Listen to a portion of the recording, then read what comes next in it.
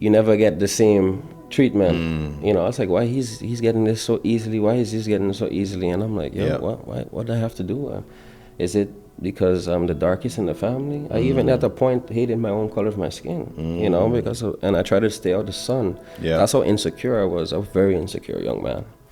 And I'm not afraid to say those things, and people say vulnerability is... People, good day, good afternoon, and good night, wherever you're connecting from in this beautiful, wonderful world. Today is a special one. I mean, every day is a special one, right? Every day is a special day. But welcome to SunSide Kingdom, the place where we highlight successful individuals with roots and or associations to the sunny side of the kingdom. These successful people have a very interesting story to tell, and we want to share their journey and highlight what it is that has pushed them to achieve what they've achieved, and to also show you guys that it's possible. So today we have with us Mr. Denzel Richardson, a remarkable athlete and leader hailing from St. Martin, born and raised, as he just reiterated and let me know that born and raised and one of the few to achieve the remarkable things that he's done.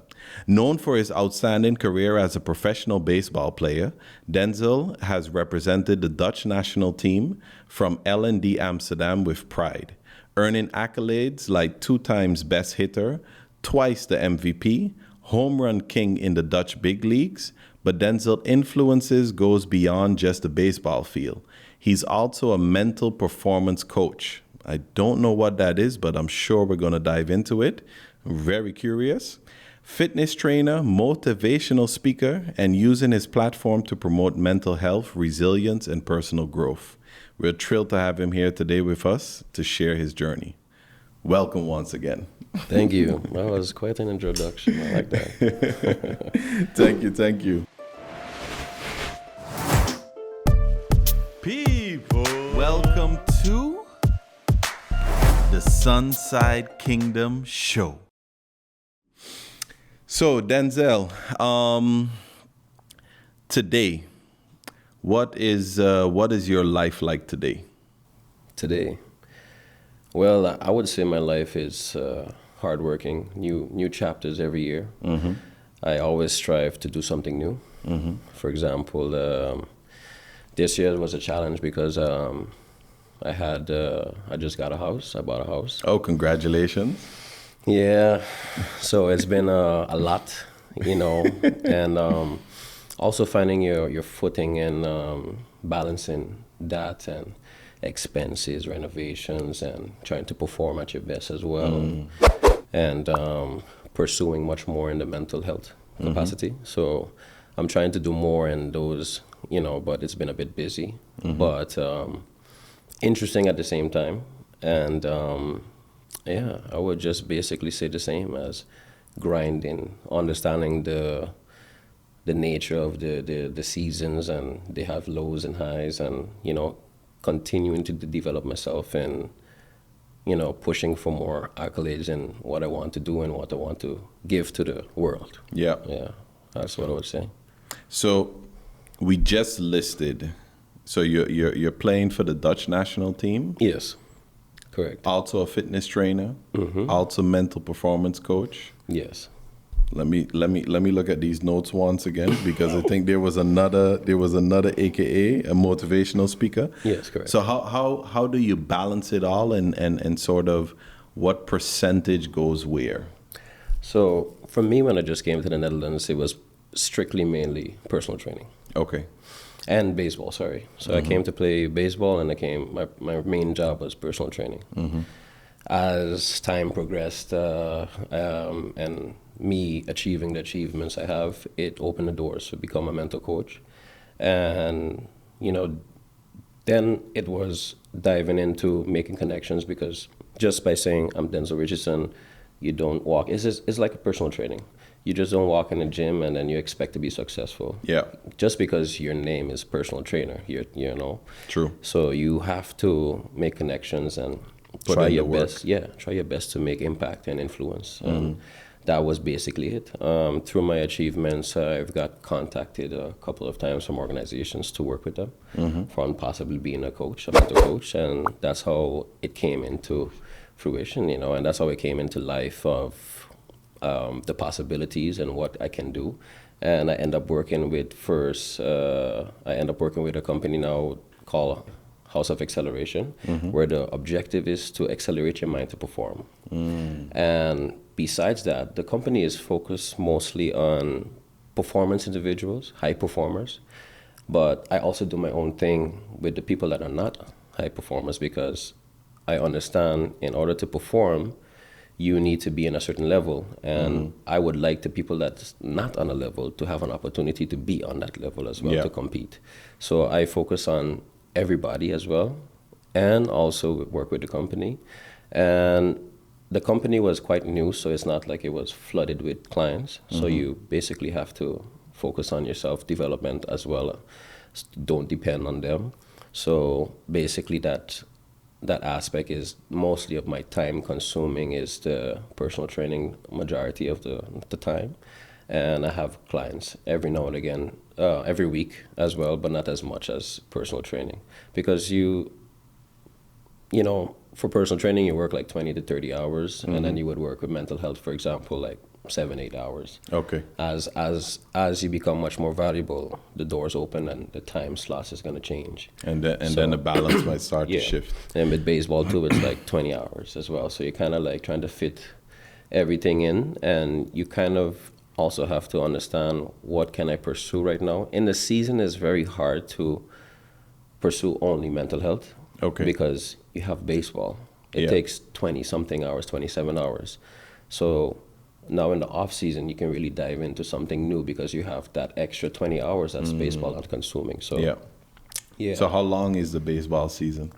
Well, actually, they start practice from quite early January. Okay. But maybe twice a week, once a week. And then the season starts in April till 2 weeks ago was the Holland series, the end of the Holland series. So 2 weeks ago? Yeah. Oh. So it's quite some time. But our team didn't reach to the final, so it finished quite early for us. Okay. Yeah, so basically now is the time that you can understand. But as the Dutch national team, what is then the finals? Is this on a European level, on a worldwide level? No, just a league in the Netherlands. Okay. So you play a league in the Netherlands, and they have the Dutch team. It's two separate things. Ah, okay. So you're in a team in the league in the Netherlands. And I'm competing against other guys in the Dutch team because they play in different teams. Oh, okay. But when it comes to tournaments, we come together. So how often are those tournaments? Well, it varies, actually. Some years they have like 3 tournaments, 4 tournaments, sometimes 2. This year is 2. Okay. Yeah, we had the Haarlem Honkbal Week in July, and that was in Haarlem. And now this tournament is that I'm going to go to. And the next few weeks is the Premier 12. And what is the Premier 12? The Premier 12 is the top 12 countries of the world. And I would say, from my knowledge, that is the second biggest tournament in the world. Oh, wow. The first is the World Baseball Classic. Yeah. And that's where you have the major league players that you saw like recently last year that they played in the World Baseball Classic. And yeah, this year we go into Mexico, and for example, of the level of the tournament, if we go to the second round, we go to Japan. So you can see that it's a big thing. Yeah. Just for a week in Mexico, and then the next week just for a week in Japan. So you kind of see the scale, the scale of the importance of the tournament. Yes. Yeah. So is the 12 best teams? So that means 12 best countries. 12 best countries. Yes. So that means that the Netherlands is ranked pretty high then. Yes, I believe it's number 7 or 8 in the world in standings. So including in the Premier 12, I'm gonna just state the countries. I might miss one or two, hopefully not. But it's USA, Japan, Korea, Chinese Taipei, Mexico, Dominican Republic, Panama, Puerto Rico, Venezuela, also Australia, and Cuba. Okay. So the U.S. is not included in this bunch? Yes, U.S. I just said USA was the first one. Oh, okay. Yeah, it's okay. Must have missed that. And the Netherlands, of course. Yeah, Netherlands, of course. So that's the top 12. countries of man. the world. Yeah. Awesome.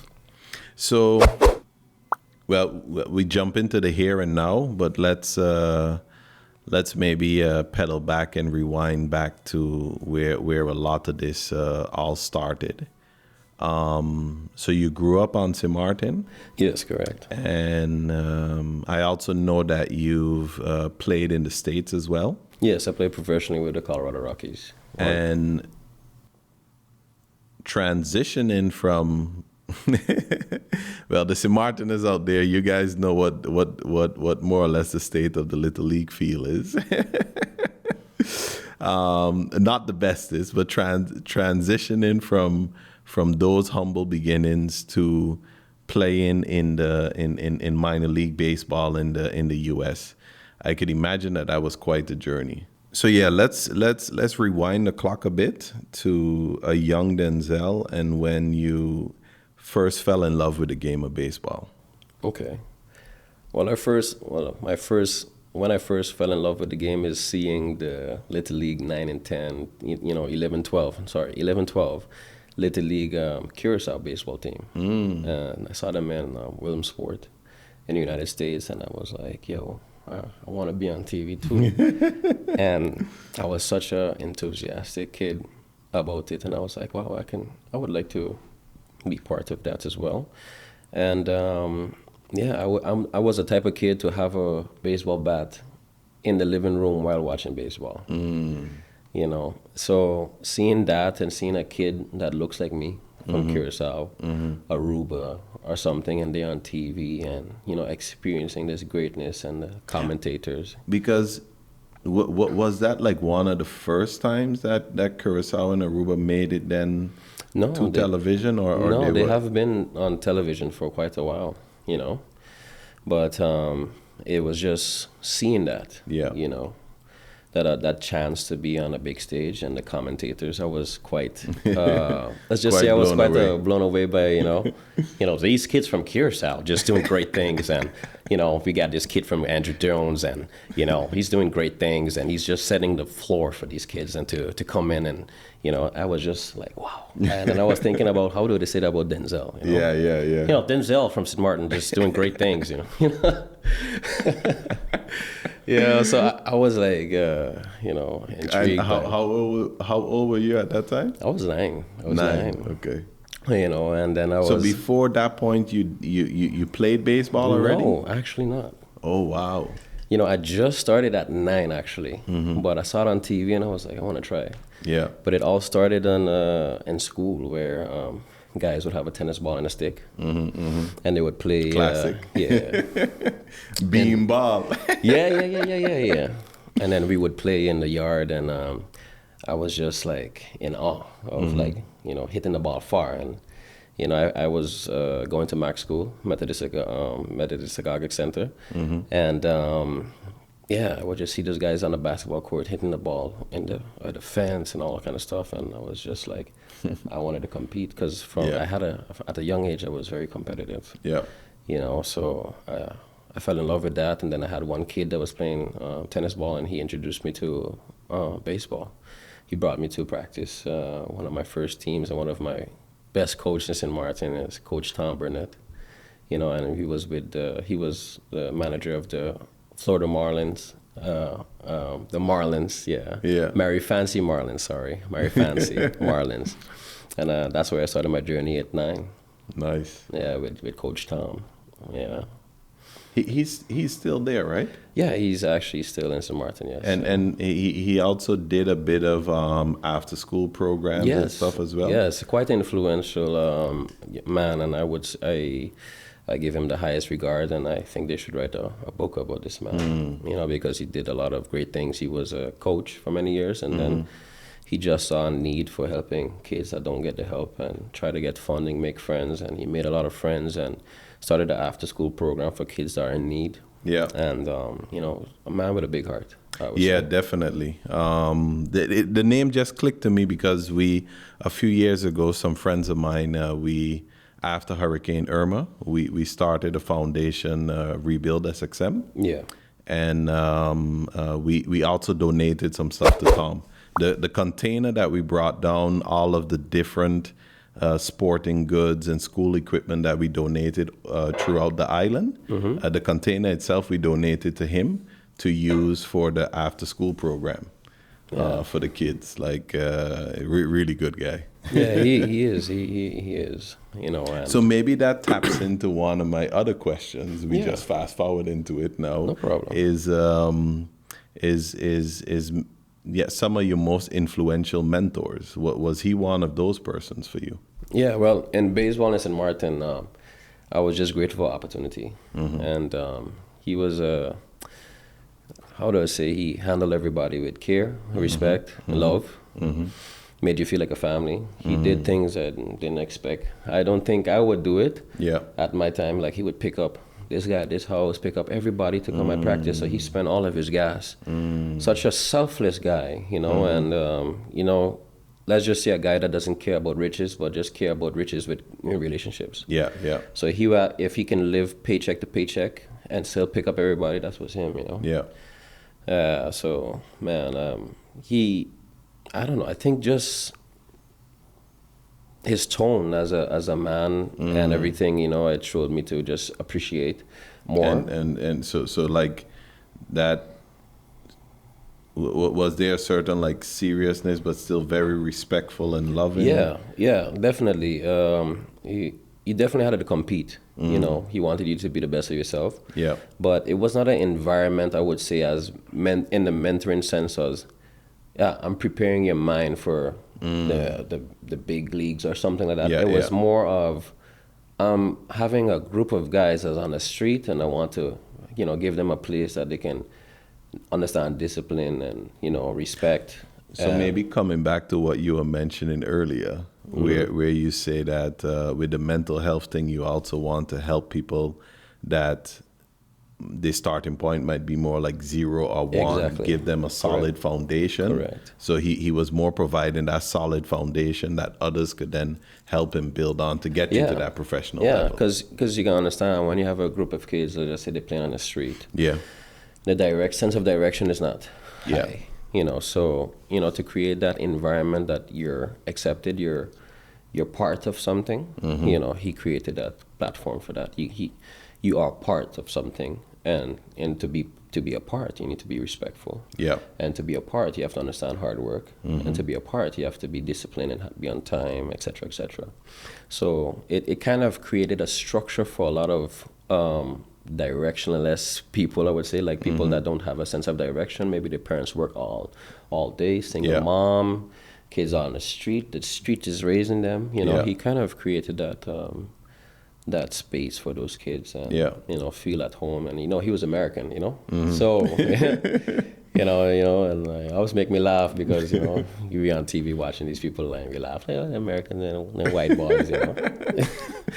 You know, so he's quite nice, and, you know, he did activities and every weekend something, barbecue or something, and brought him by the house. So it created that space to just say you're welcome. And feel connected to something if you weren't feeling that way. Yeah, so that's what I would say about Coach Tom. Great guy. Awesome. But you mentioned, so for the guys from the streets, etc., those that might not have had certain elements at home to give them certain aspects of the foundation. But I'm assuming that your situation wasn't. No, it wasn't like that. Yeah. You know, I had quite a moral structure in my house and understanding of values. I had quite a strict mom, religious mom. Okay. You know, Pentecostal church. Okay. You know, every Sunday going to church, and she go to church sometimes 3 times a week. So God was number one in the house. You know, respect and those kind of things as well. You know. You know, so I think what Coach Tom provided that was not so there, that I experienced at a young age, was being accepted. You know, so being part of something and, you know, being respected for also too, you know, being part and not only part, but when you're excelling in that part, that you have that support as well. Like, great job, Denzel, you know, like you're doing good, you know. I didn't hear very much of that growing up. So that created that space on that to make me feel like I can conquer with confidence, and I have Yeah. support. Like, Denzel, the best bat on the team, and I'll be like, yeah, So that created that space for me to feel. So from 9 years old, that dynamic got added, started to build that confidence, the competitive fire in you started to burn. And what was the journey like from, let's say, 9 to about 15, 16? It was quite, in life we look forward to a challenge. So the challenge for us was going with Little League to the Caribbean International Tournament, the Latin American championships. And I look forward to that. And I look forward to just flying away and performing on baseball against other people, because I became very, how do I say this? Because I was gifted, I became very... Very confident? Very confident, yes. And very confident and very expressive in confidence. Expressively confident, yes. I was very expressive in that regard as well. So... the mature Denzel can pick his words very precisely and wisely. Yeah, I remember. I don't deny anything. I try to hide anything. Yeah. And some would say part of the journey. Very cocky as well. And as I look in back of it, I was very cocky, but I understand why I was very cocky, and that's very important. But at that time, I was very expressively confident. So could you maybe unpack a little bit? As you say, you reflect back and you also understand why you were cocky. So why is that? Yeah. So let's just say in the house I was raised, the family had a huge impact on me, on my development. Unfortunately, I was not treated the same, so I always had to prove. And my brother didn't have to work as hard as me. My sister didn't, just basically, oh, hi. And I was like, why me? Is different, and why? So I never really get to express Denzel because Denzel was not accepted. So I tried to copy my brother at a young age, and he didn't like that. And your brother's older than you. He didn't like that. So when seeing that and trying to be something else, because as a young child you're trying to develop and figure out, have fun. I go here, climb here. And every time it was like I was getting shut down. So I was like, okay. They like my brother more. So maybe let me do everything he's doing, and maybe I'm on the right path. Yeah. No.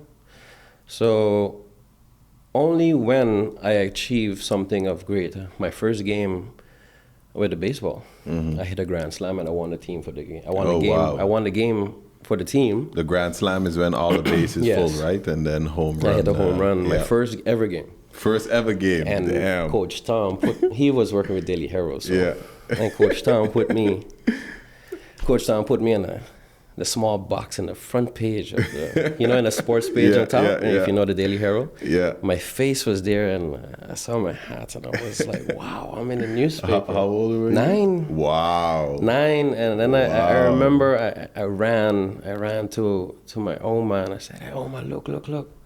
And that was the first time like I heard, hey, you did great, son. And I was like, wow. So I was like, in my brain I was thinking that, oh, love is success. So I didn't understand that at that time. I say, okay, because I achieved something. In all your 9 years, I didn't know. They never acknowledge you for you until you. Yeah, it's not that they acknowledge, but you never get the same treatment. It's like, why he's getting this so easily? Why is this getting so easily? And I'm like, what do I have to do? Is it because I'm the darkest in the family? I even at the point hated my own color of my skin, and I tried to stay out of the sun. Yeah. That's how insecure I was. I was a very insecure young man. And I'm not afraid to say those things, and people say vulnerability is, you sound like a pussy or whatever, but that's just basically what fueled this man in front of you. Yeah. Is because I was never accepted just for Denzel. I was never enough, and that's my experience. And I always had to prove, and the only time I heard something of greatness is when I achieved something. So I became very expressive, vocally on, oh, I'm the best, I'm better than you, because apparently I was blessed with gifted, ability. With ability, athletic ability, I was very gifted in running. I was strong, I was fast. And in baseball, I was really good. So I started to just talk a lot. And I became a very ugly person in the process. And through my teens, I had to continuously, because I was being bullied, I became a bully. And used to talk down to people just like I've been talked down to, not knowing that I was carrying on the cycle of pain. Yeah.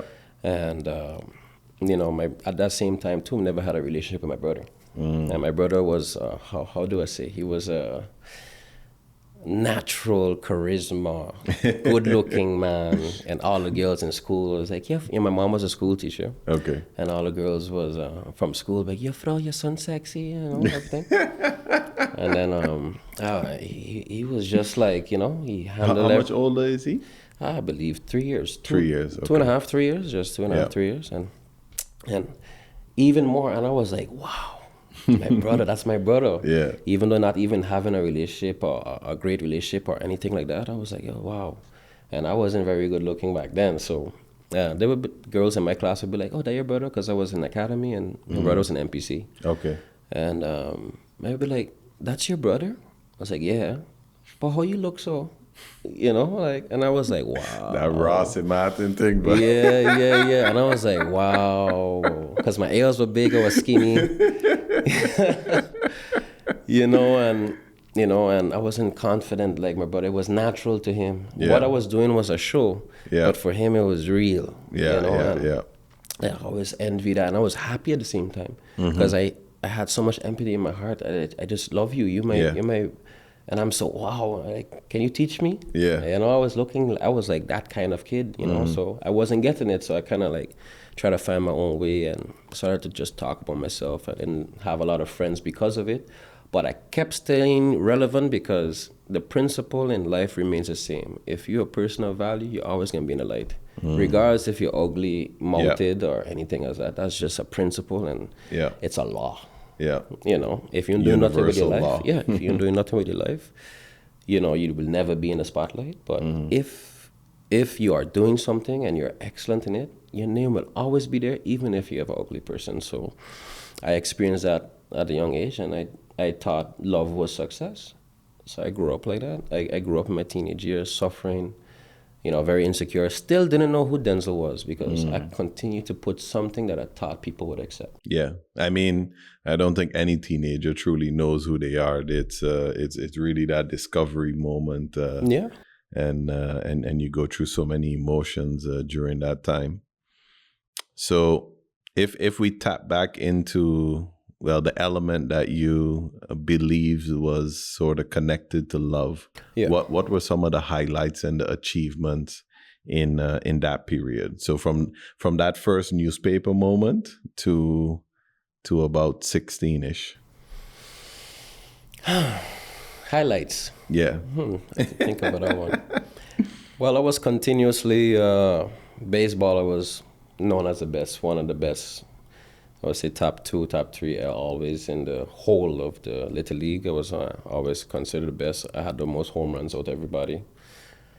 I was very competitive. I did track and field as well.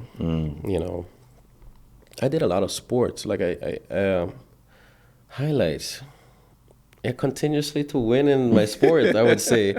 And also to one of my highlights, at a very young age, I was into music as well. Okay. Yeah, so I had a friend, Savrin Labega. He made beats, he produced beats. And Zavi? Yeah, Zav on the beats. Okay. He's producing some artists now. I've seen some stuff. Yeah. So he was in beats, and I was like intrigued about it. I was like, oh, he was on his computer making Fruity Loops. I think it was Fruity Loops numbers, FL7. Yeah, I remember. FL7. Damn. Yeah, Fruity Loops. That was back in the day. I had FL1 on my computer when I first started. I started on 7. So experiencing that and saw him, and I was like, wow, he making music on a piano on a computer, and I said I want to do it too. And then apparently he was just doing it with the keyboard, like the letters. Yeah, making like playing the piano on the system, the key piano with the keyboard. So I was like, oh, And then all of a sudden I started making beats and I was like, oh, this song good. Some simple crap, this song, but I was intrigued. And then all of a sudden I got a piano and I became fascinated by music. And I started to learn simple chords. I started to learn to play songs. And with those songs, I started to make beats. Okay. And Zav, he can tell you too, I became so very well talented in playing the piano that my melodies were better. But his, arrangement with drums were crazy. So I would make the melody, he would fix the beat. So we would like collab in that kind of sense. Awesome. And we still do it sometimes up to this day, but I don't make beats no more like that. But if I have a melody in my head, I would always send it. But, and I was playing piano and one of the highlights But then piano was just self-taught or you went to piano lessons? Self-taught. I learned all things on YouTube. YouTube was my teacher. So at 14, I have videos on my phone. At 14, I was playing 1,000 Miles, all these songs, One Republic, Too Late, Apologize. I know to play that. So I learned all them songs on the piano, Neo, all kind of stuff, and I was like learning it, and then I got an opportunity that one of the musicians left our church, and it was like, Denzel, you're the new musician. I was wow. I said, but I don't know how to play. Hey, the Lord works in mysterious ways. So then I dive into the realm of a musician, and I played 6 years, I believe, in church. And I became a minister in that sense. And so I was a kid that did everything. I competed in basketball too. Basketball was really good as well. I played for some art national team as well. Went away for baseball. I competed with ping pong. Ping pong. I was quite a movable child because the need to compete and win was so high in me that I just needed to prove something, and I just like it too.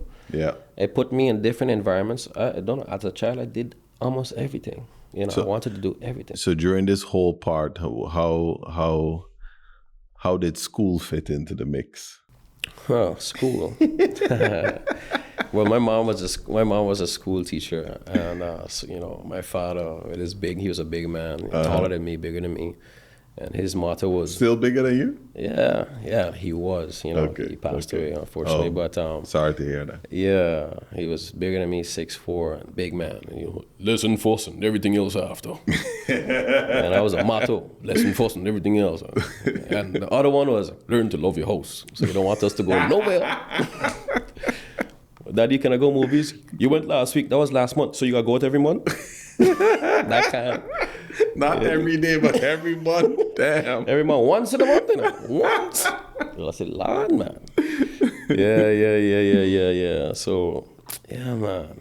That was one of the mottos for school. My mom was like very strict. Had to stay on my school lesson, everything, doing this and that. But I was quite a mischievous child. I was very, as a child, I was very rude, and you can understand why. Because of that lack of, acknowledgement. I make sure you know me. I make sure everybody know me. Yeah. Denzel, and my mom was the type of woman, I got my butt whooped. My mom was the type of woman to go to school and tell all the teachers, you see my child? If he misbehave, you have my permission to beat him. My permission? Okay, you have, so because I'm from Curacao. That's good. I'm from Curacao. She said, you have my permission to beat him. Yes, if he behave rude, you beat him. And let me tell you, I got my butt whooped in school. Tell my mother, mommy, teacher beat me. She don't even ask why not. She said, that's good for you because you did something you was not supposed to do. Yeah. So, so it was quite like that, because I'm quite rude. I was quite rebellious. I was quite making sure, loud and everything, And, yeah, man, I had my share of licks. Oh, man. Wow. That make me laugh all the time, but yeah. That's crazy. Yeah. So that's what school for me was like up and down, I was not so serious about it, but I was smart. Yeah.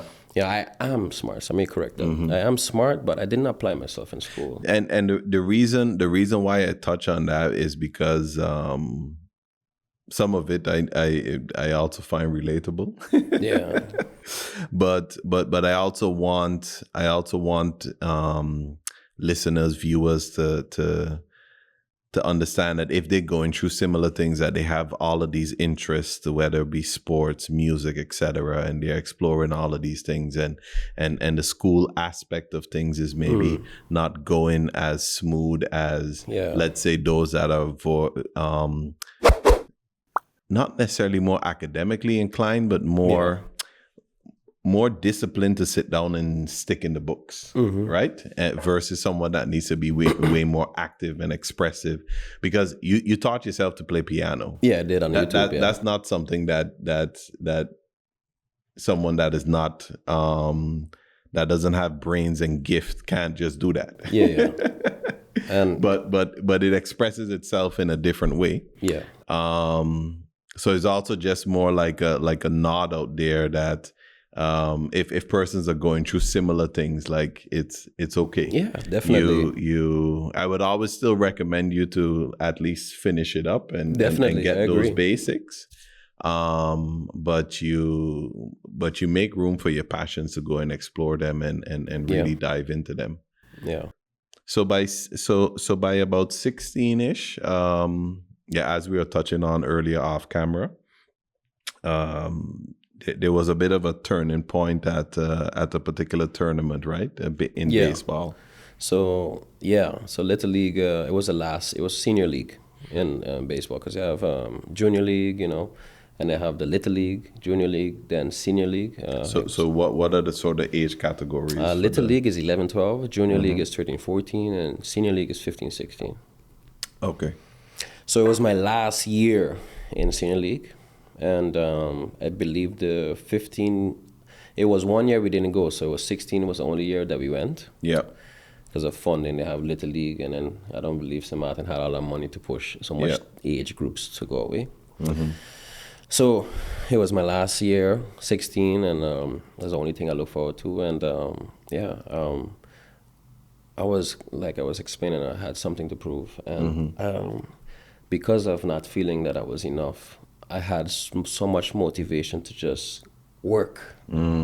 So it instilled something in me to work. And I would walk from Madam Estate to the pond, to the Little League ballpark with a bucket of balls, a tee, and a bat, walking there. Walking back, hitting by myself off the tee. I have so much people that because you guys lived in Madam Estate back then? Yeah, I live in Madam Estate, yeah. So I walked about 25 minutes. Walking in the hot sun. Yeah, boy. My mom wasn't the woman to really you can give me a ride. And she's like, mommy, can I go? I have to go to church. I was like, I don't care. I'm not done with baseball. So I said, okay, boom. So I was like, okay. So I just developed, and it teach me to, you want it? Yeah, go. Go get it. Yeah, I even tried with a bike to do a skateboard push with a bucket, to go on the field, and it worked a little bit, but I didn't trust it that time because, soccer garden got some man them, you can't go there with a bike, Yeah, soccer garden ain't no place you want to walk. As a young 15-year-old boy with a bucket of balls and you see these man there, I'm like, yo, check it out. Yeah, check it out. Be like, I got baseball field. Yeah. I used to live soccer garden at some point. You understand what I'm saying? You understand what I'm saying? It's Arch Road where I learned to play baseball, actually. Yeah. Before the road was built to connect to Pond Island. Like I think there's like a construction company and stuff there now, but before that open field, but it was just like dirt with rocks. We was playing there with sticks and tennis balls or like actual baseballs and getting beam with them things. Yeah, boy. At 10, 11, there's where I learned to. Yeah, so I would walk there every day, just have that discipline every day to just hit by myself. I don't know why.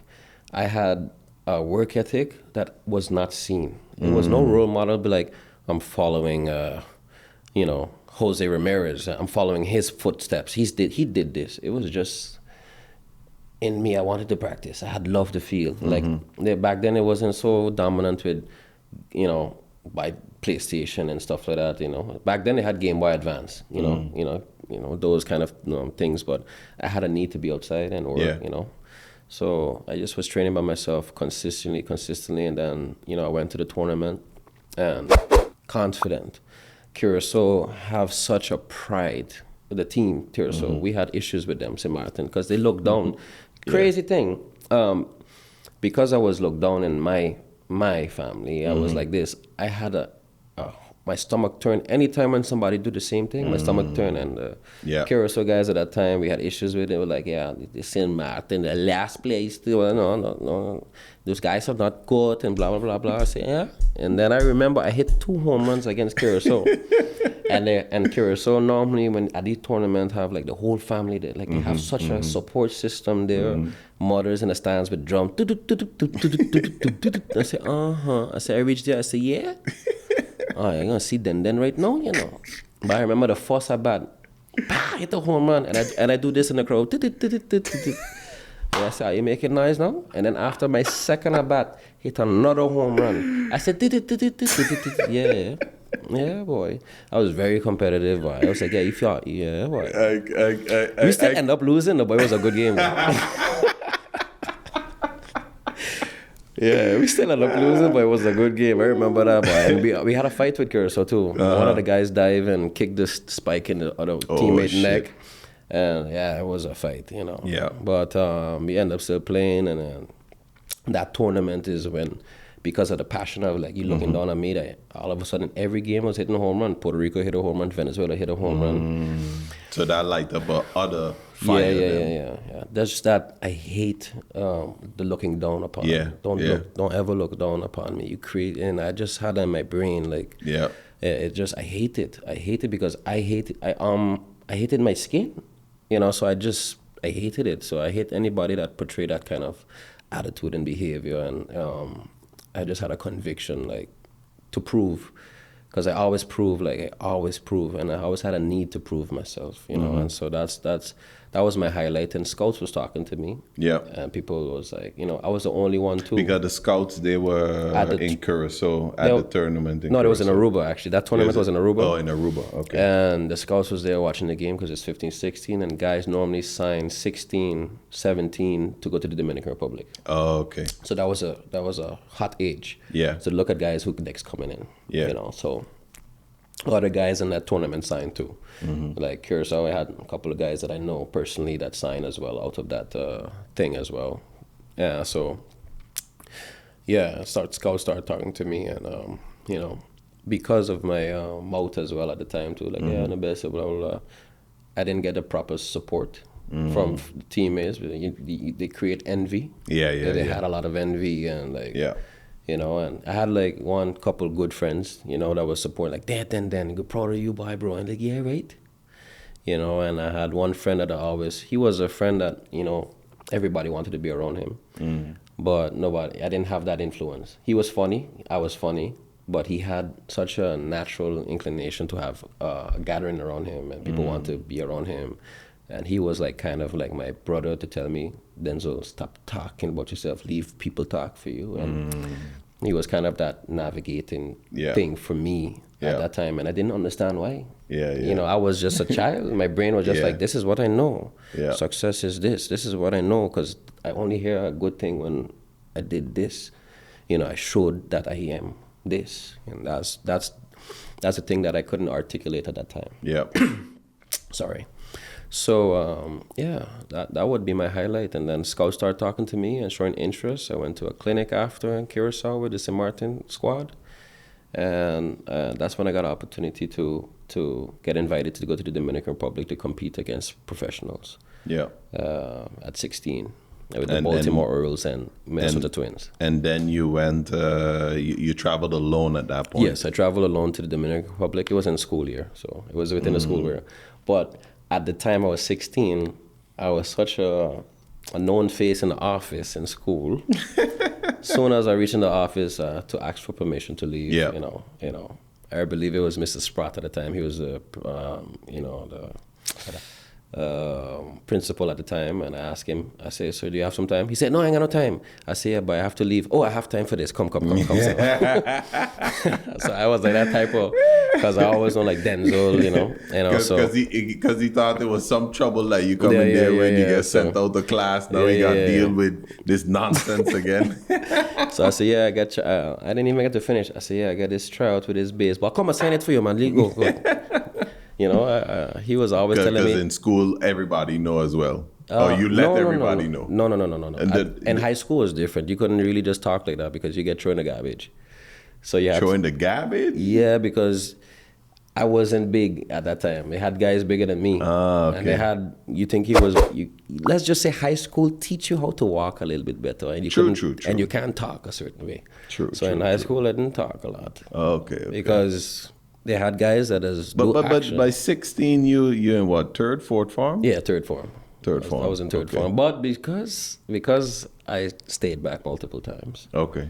Yeah, but I still didn't talk. I had that from first form, I did get thrown in the garbage once. So I kind of like, never used to be like, "Yo, I bigger than you, I stronger than you." Yeah, throw him in the garbage. No. This sounds like some Fresh Prince of Bel-Air shit. Yeah. So you kind of adjust your ways a bit. Yeah. So well, one of my best friends, Bandit, he got he got Colors. He got one of his most known songs, at least from back then, is "Boss Look Here." Yeah, "Boss Look Here." And in "Boss Look Here," you want your child learn to survive, send him school in St. Martin. Yeah. We to break all the rules in St. Martin. Yeah, I remember that song. Yeah, that was recorded in my house. Oh man, I was at tune there. Wow. Yep. Yeah, I remember that. But that's why I wasn't talking so much at that time. You kind of learn because they had some bad man. Like, you couldn't operate in that certain sense. So, that was basically when I left. It was like, yeah, man, I signed this leave, and then I went there in the Dominican Republic, and that was my first time experiencing professionalism. Seeing guys throwing 95 miles per hour. I've seen St. Martin guys pitch, and I was dominating. I was the best. I went there. And I stand up at home plate, and the guy pitched the ball, and I jump out of the box. Everybody was laughing at me. Oh, shit. So I was kind of like embarrassing myself. Yeah. But it was so fast, I thought it was going to hit me. Yeah. And I was scared. I had anxiety. My anxiety was really high, and I didn't know how to react. Because you're also there at 16. Yeah. Getting presented this huge opportunity, but you're also you're there alone. Yeah, so the support system, everything. Yeah. It's yeah, so experiencing that was a bit tough, and I liked it because I saw that it humbled me. Yeah. So that was quite a humbling experience. That you're not the best. Yeah. And then after experiencing that, I had horrible tryouts. I didn't perform very well. The only thing I was good in was running. So that experience kind of shot your confidence for a little while. Definitely, actually make me wanted to quit because I was like, I'm not good and stuff like that. And I was like, my mom said, you need to keep trying, and I was like, you know what? I gotta keep going hard. I went on the field more, hitting. Then I had an opportunity to play in the States when I was 17. It's called summer baseball in the United States. And so how did that opportunity come about? One of my friends that was older, Omar Williams, he was going to college at the time in Florida, and he was going to play summer ball. And this summer ball league is for high school graduates to get opportunity to get signed to go to a college. Okay. So you could get, signed and get a scholarship. So I went to this tournament, and it was quite nice. And my first game I went with him, he invited me, and it was the Florida Porkers. I performed quite horribly. And then after that, Omar talked to me, and he was like, bro, we know you're good. Relax, everything, And we did some training, et cetera, and then I exploded. I went off that tournament. I was highest average, the most home runs. And Omar was one of the best hitters in Florida, but he was more of the heavier. He was heavier, so he had to lose some weight and stuff like that. So he had to be damn near perfect If they wanted to sign him, man, he has to be like so perfect. Because of the heaviness. Yeah, heaviness and the slowness, and sometimes, he was working on it, but he was such a gifted hitter. Yeah. Power. And so the scout came to see him from the University of Miami, and he didn't perform well, but I performed extremely well that tournament. I had 2 balls I hit off the fence. I had a ball that I hit straight to the third baseman, rocket. It hit his chest. He picked it up. I already was safe at first base. Oh, shit. So my speed was like crazy fast. And then I didn't think nothing of it, actually. I just was playing. I love it. And just then, playing your game? Yeah, just playing my game, actually. And I was like 4 for 5 or something with like 4 RBIs. And then the scout said to the coach that they can't do anything for Omar. However, who's this kid's Denzel? I want to know everything about him. Like, I'm very interested in everything. And the coach told me that in front of the team, and I was like, everybody was like, oh, and I was like, oh, really, me? And then they had a power showcase, and this showcase was, you get to express your best tool. So they have home run derby, they have running, and an all-star game. Yeah, so my coach, I had power. And I was like, yeah, I'm going to do the home run derby. And my coach was like, nope, you're going to run. And I was like, no, but my best tool is home runs. He was like, Denzel, the scouts doesn't look at that. They look at your speed. That's the best tool you have. And I was like, okay, great. So then I ran the fastest. It was 100 people running. Wow. And in my age group, I was 17 years old, and I ran in an 18-year-old group. And I ran faster than everybody that was 18, all Americans that was there. Yeah. I ran 6.27. No, so 6.27, yes. But those legs was developing, walking 20-something minutes in the hot sun. Definitely. Carrying all them baseballs. Yeah, so when the them guy... Americans are getting dropped off in air-conditioned minivans. Yeah, so when that happened, like it, the coach was saying like, oh, I want him bad. I want him, just send me with school information. I want to sign this guy. I'm going to give this guy a scholarship. Let me know what he's doing in school and check the transcripts and all blah, blah, blah, blah, blah. You and really switch these accents flawlessly. Yeah, because I remember it. I remember it like yesterday. I'm quite the person that watch a TV and be like, copy them like, hey. Like I used to do that. Yeah, so he was like, we want to sign him.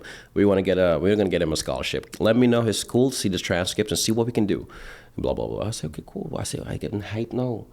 But then again, he said, send transcripts. Yeah. From where? No. I was like, transcripts? And I was like, what I mean? And then the coach was like, yeah, you check your grades and everything. Check my grades.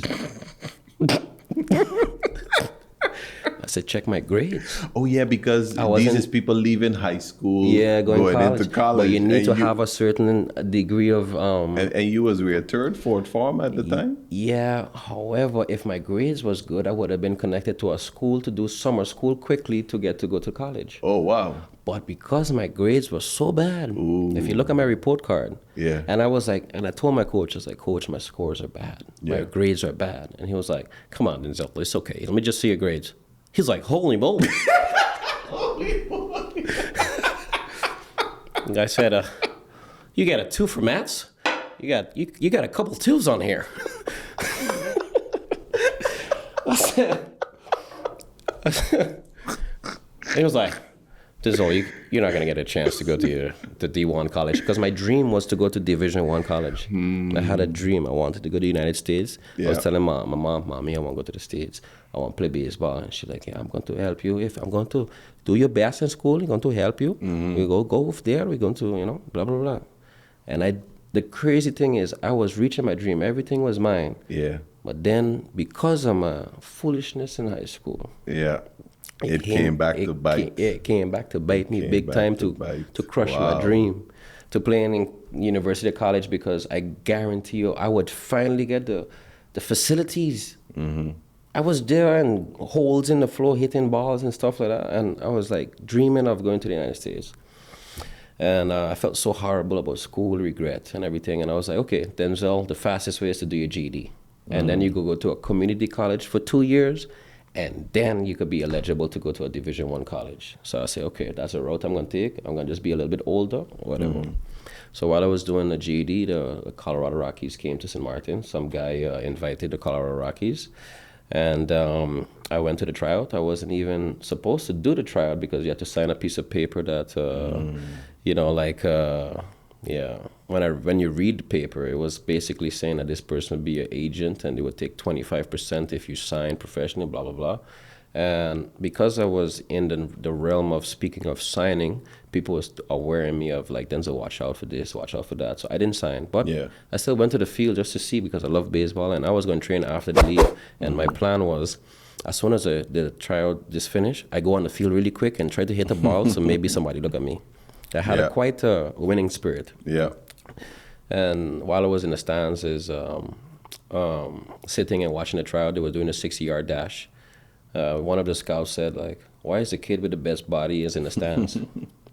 And then the person that said that I needed to sign came to me and was like, Denzel, you know, you don't need to sign a paper. You can do the tryout. And then the person walked by. The scout came right next to her, and she was like, oh, yes, he's going to do the tryout. Yeah.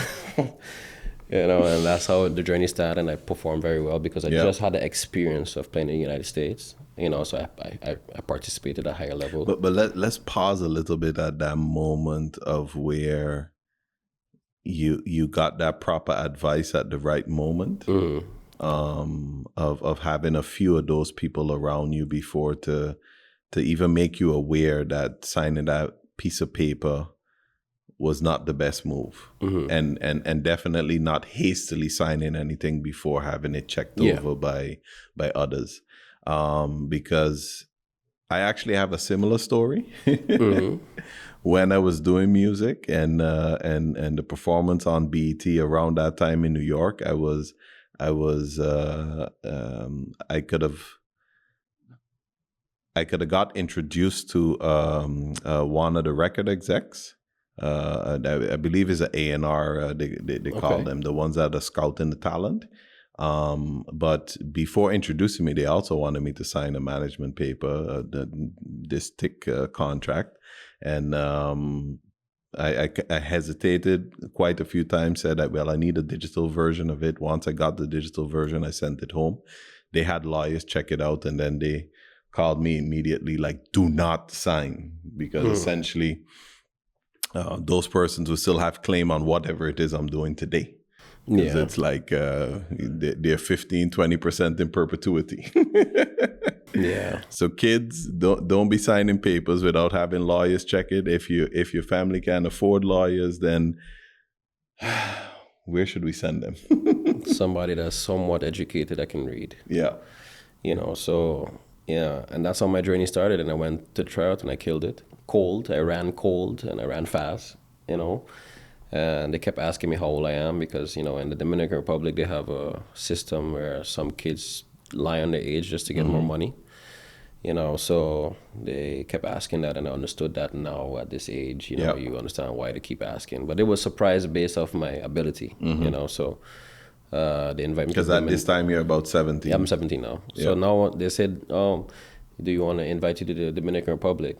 Have you ever been? I said, oh, I've been there already. He was like, oh, really? I was like, yeah, last year with the Orioles, but it didn't work out with the Twins or the Orioles. And he was like, okay, well, you get another chance. I said, yeah, cool.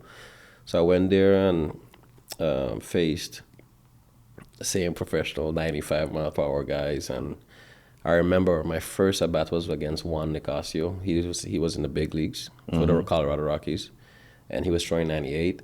I was like, oh, and it was like 98 miles per hour. Yeah, and it was like that's like 150 something kilometers per hour. So that's faster than our speed limit in the Netherlands. So I started to do the same thing. I run out the box the first at bat, and I talked to myself. And everyone like, Richardson, ¿qué lo que pasó? And I was like, I don't watch nothing. And I started to talk to myself. I said, yeah, you're going to do it. I did not come here again for nothing. You're going to do it. And the guy threw the next pitch. I just swing the bat. And the ball was one bounce off the wall, off right field, off Juan Nicasio. I hit a double off the wall. And I reached on second base, and I was like, woo, I'm that guy. I'm here. Crazy thing is, next 3 at-bats, 3 strikeouts. Oh, shit.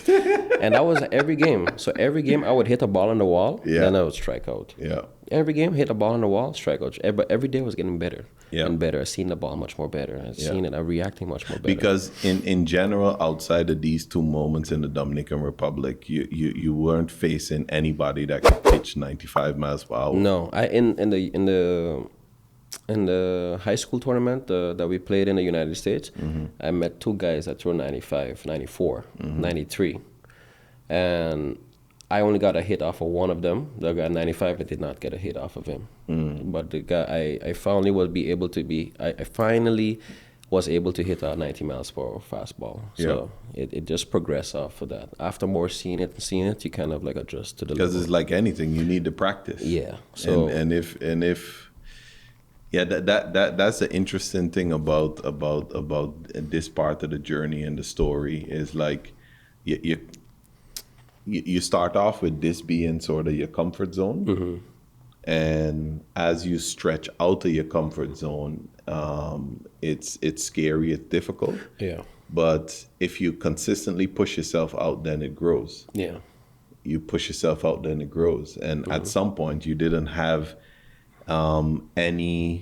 anyone to push you Definitely. to grow beyond the big comfort zone you already created. Which so what was you hitting on average then? 80 mile?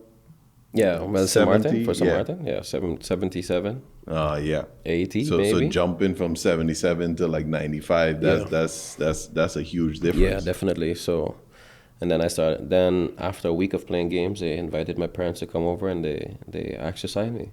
And that's how I started my journey, signed professionally. And at the time, I didn't even finish my GED. So, and I was like, yeah, and my mom told me, my mom was a school teacher. And she told me, she's like, Denzel, if this is what you want to do, and you really want to do it, I want you to be happy, I support you. Wow. I said, wow. I said, my mother tell me that. I thought she was going to tell me, just lesson first, you know? Finish school. She's like, Denzel, I know you don't like school, but, you know, if this is what you want to do, and I want you to be happy. I say, wow. Awesome. So I say, yeah, I went for it and I signed. And that's how I started my journey there. And I played 2 years in the Dominican Republic, fighting, developing myself to become a professional first year. And then I was much better the next year. And then I went to the United States, you know, and experienced my dream, you know, being against with Americans, you know, because I was fond of them for some time. Yeah. I mean, coming from the islands, you don't think much of your island members, but you grow up thinking, oh, you know, Alex Rodriguez, Derek Jeter, you know, you look at it like, oh, States is everything, you know. And being there in that environment, knowing what your capabilities are and knowing that you're there to, like, you know, I was just, you know, everybody was making fun of me, my accent. You know, just quick story, like, for example, with my accent. I remember I wasn't happy with my BP round, my batting practice round. So the guy threw 6 balls to everybody and then rotate. But we was finished and I said, Coach, can I get another round of 3? Our coach was like, what? I said, can I get another round of 3? He's like, Denzel, what? Say it again. I said, can I get another round of 3? You want to run around a tree? I said, and then after, you know, because I was quite a clown too. Yeah. And then I started to speak in a white man voice. I was like, no, can I get another round of 3? Can I get another round of 3 balls? And then he was like, oh, but why didn't you say that from before, Denzel? Speak in your white guy voice all the time. You know, so it was a constant battle to lose what's natural to you, your accent. And you have to speak a little bit more proper. Yeah. You know, and you have to learn to... So you start yanking. Yeah, just a little bit. A little bit. You know, and every time you speak to somebody, I'll be like, yeah, man. So I'm going on the road, and then they had this girl, she checked me, and she was looking good, boy. And he'll be like, what? You know, most of the Americans would be like, what? Dude, I don't understand what you say there. I'm like, oh. So you always had a constant repeat, but I didn't want to lose that for myself, you know. Like, so I had to speak a little bit more better, more, you know, articulate a little bit more better. So, so that was my journey there. Scale back some of the rawness. Yeah, so I had to do that. And I was quite stubborn too, you know. Like, I was like sick. I was like, oh.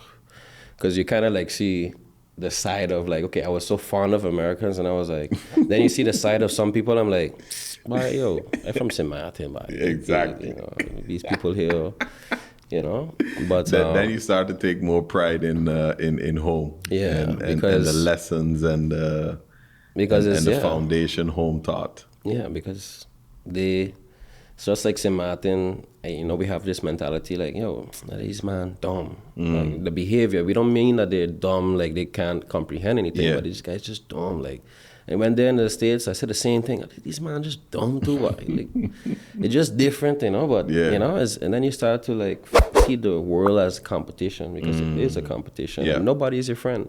Yeah, I thought I was felt at home being in America because I wasn't Dominican and I didn't speak Spanish. Yeah. But I learned to speak Spanish. And in those 2 years? Yeah. Oh, in those wow. 2 seasons I played there. Yeah, yo puedo hablar español, claro que sí. Está bien. But I learned Spanish there, but, you know, when I was there, I was like, oh, it was a breath of fresh air. Like, I could speak English, you know, and, you know, and then I started my journey there and see the politics there was horrible. It made me, like, not even enjoy baseball no more because, you know, it's a money game, it's politics. Yeah. And I didn't understand it at the time, and I didn't have any self-control. Yeah.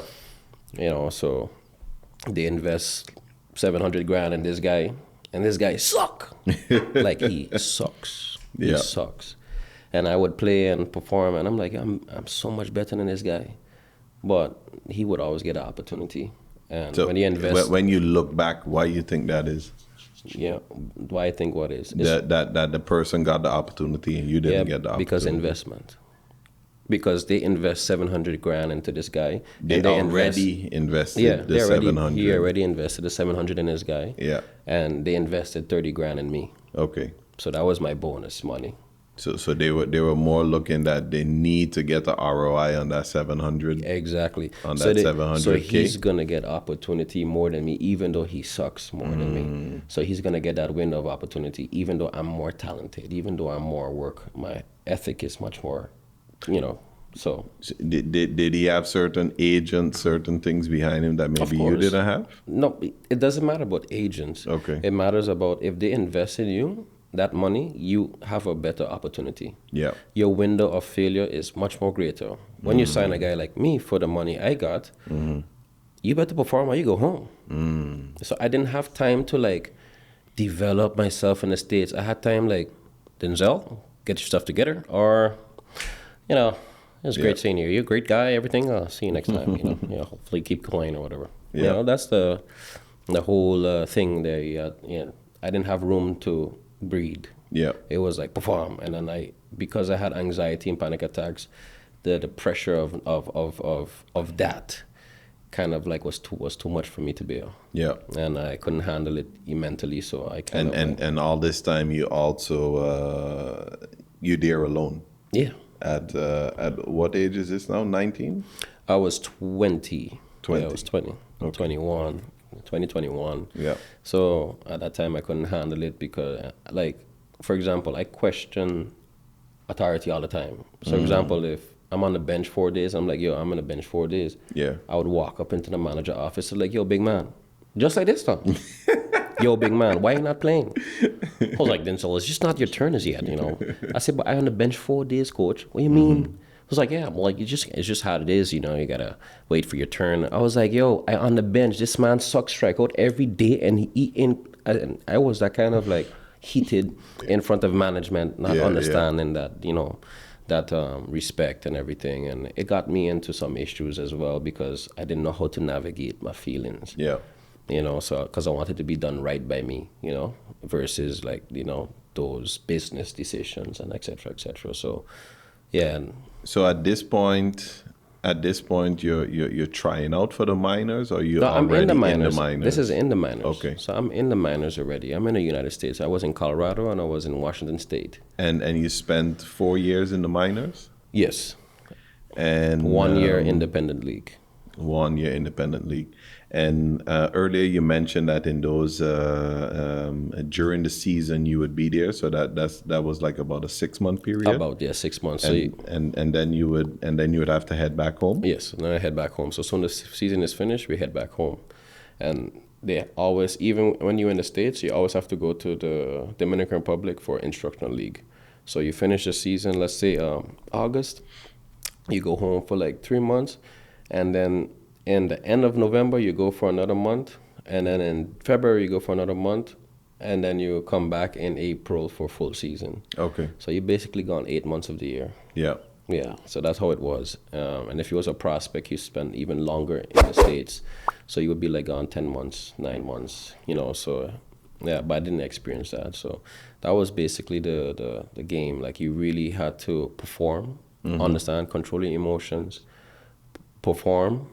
When you're not a person that received a lot of funding, you need to perform, have respect, have a good attitude, be likable.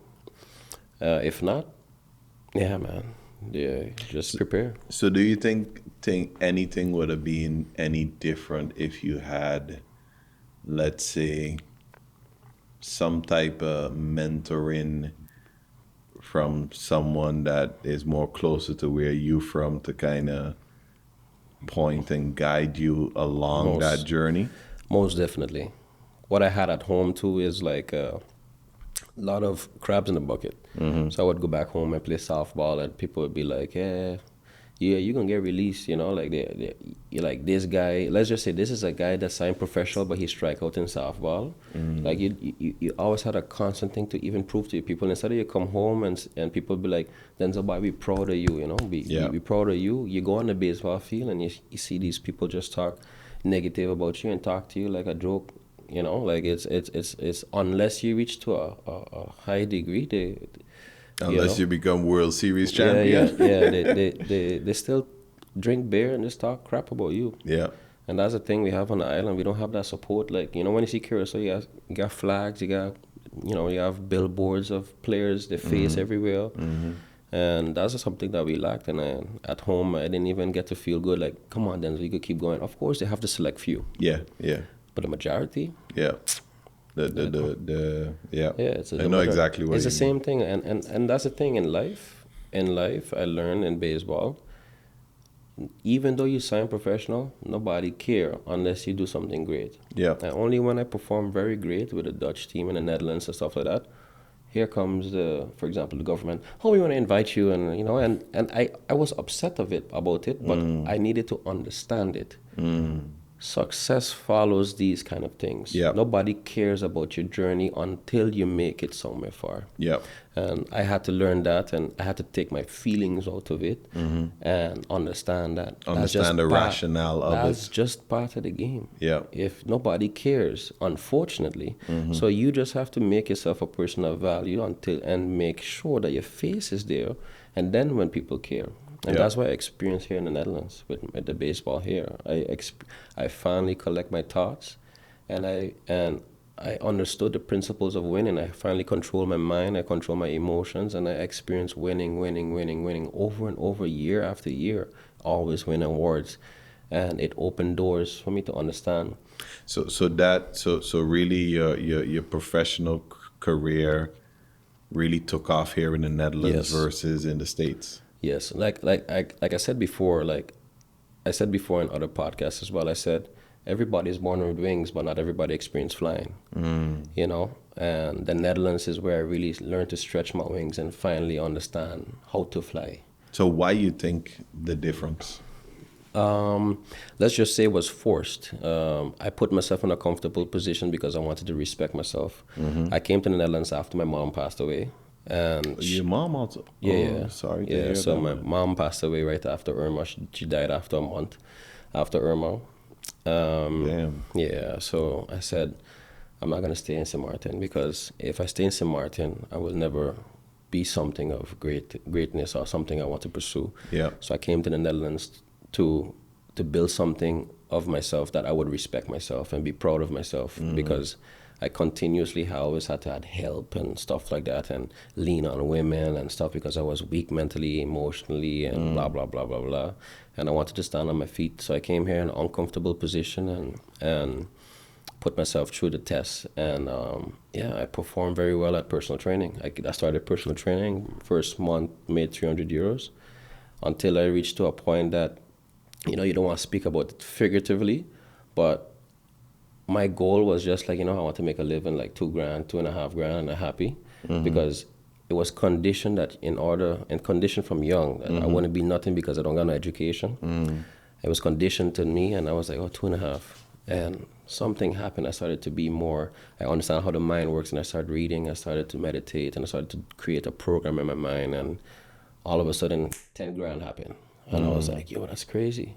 And I bought my car, bought my Audi, did get this, and save money. I could buy a house now, and I was like, and in the beginning, when I started to make that money, I had a proving thing. I was still proving. I said that my aunt studied this amount of years in school. I'm gonna make more money than her. So and when I made the money, I was such in a mature state that I said, I still don't have to prove this. And I still saw that I still didn't let go of the proving mechanism. And I grew, I matured, and I understand it for what it is. I understand my family for what it is. Both sides. Both sides have issues. People that hold on to pain and become a pain giver. The generational... the generational curses. The generational things. And I said to myself, I'm going to create a new Richardson. And my bloodline is not going to have any envy. My bloodline is not going to have any unforgiveness. My bloodline is not going to have any of these things because, I study so much about the mind. I understand that you could take your blood out, and in your blood they can check what kind of person you was, what kind of character, the traits that you had, the habits. So I said, wow, that's astonishing. So the things I do now is in my blood. So my because you'll be passing on. So I thought to myself, I want to give my future offsprings everything that I didn't have. Feeling enough, feeling confident, belief, hard work, intelligent, kind, smart. And I kept working on those things. And I keep pushing myself, motivating that I would want to have my children to have this easy. And controlling your mind, relax, always approaching things in a relaxed condition. So that was one of my motivations to hard work and continue pushing. And crazy the thing is, because of the lack of acknowledgement when I was younger, it instilled that hard work ethic in me. So it never left. So that's partially why I work so hard too, because I always had to prove something. So that shaped me into the man I am today. And through my consistent winning opened the doors for being a mental coach. I was in the Volkskrant. I was in the Telegraph. I was in this TV show, all kind of stuff. I was on RTL, Sports, and the principle is the same. Like I said, you make yourself a person of value, and things will be attracted to you. And I understood these principles very strongly, and that really just propelled me into the person I am today and now impacting others. And just like you, I see this beautiful podcast and everything. I had a dream of, having a podcast because with everything success, you need to plan. And I thought, Denzel, I want to be a person of influence on the mental aspect. So how do I do it? And I said, okay, mouth to mouth is going okay. Continue to win in baseball and then have an interview is okay. However, how can I do it? And I thought have a larger impact. I thought I need to amplify what's already existing. And the way I can do that is actually being on a podcast and having my own podcast and making small snippets on and put it on every day, daily on Instagram so that I can always have people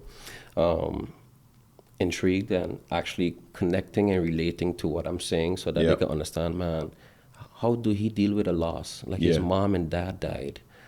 How did he do it? Because I'm suffering right now. And most of the cases, basically, I see myself I see everybody as a seed. I said this before. And sometimes the seed never gets an environment to grow into a tree. True. They always stay on the windowsill.